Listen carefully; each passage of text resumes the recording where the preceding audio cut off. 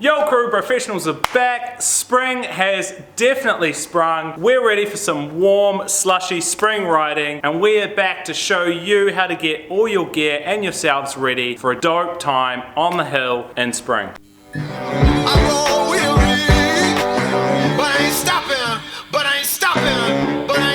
Anytime, so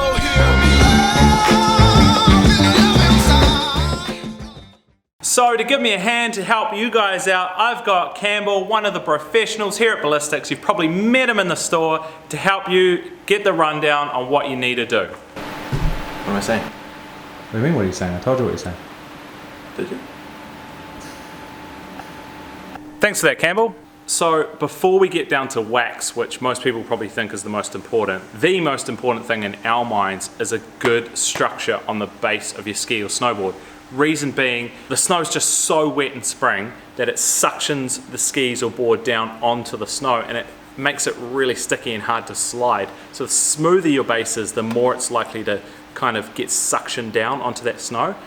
By putting a nice structure on your skis or board, we use Montana Crystal Glide machine in our workshop. You can get a nice deep base structure, and that kind of feels like a vinyl record.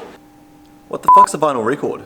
That's going to stop the ski from suctioning down onto that snow and then allow it to break that surface tension, giving you heaps more speed and stop you getting bogged down in those flat sections.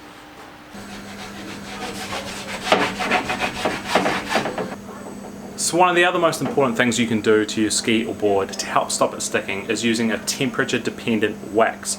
Obviously we need a wax that's good for warm conditions. A lot of universal waxes go pretty deep on the cold side but really stop out when it starts to get above 2, 3, 4 degrees. So a really nice spring wax or a warm wax, especially our old mother Ropehu. Now you're probably finding your wax will run out every day. Wet wax just gets stripped out on spring days. So wax regularly, wax often, and use a good appropriate wax for the temperature. Don't forget, one of the best things you can have on a super slushy day is a pair of bib pants. Why? On a spring day you can just rock a long sleeve tee, t-shirt, whatever you want, and you're not really going to get snow down the back of your pants. Pack of your pants? Pack of your pants.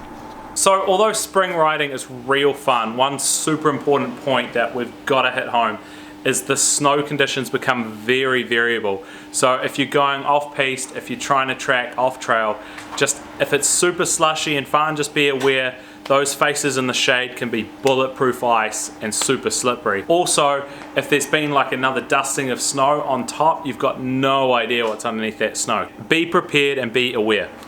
And lastly, don't forget shitloads of sunscreen. Huh? Little bit slow, a little bit slow. A little bit slow? It's like...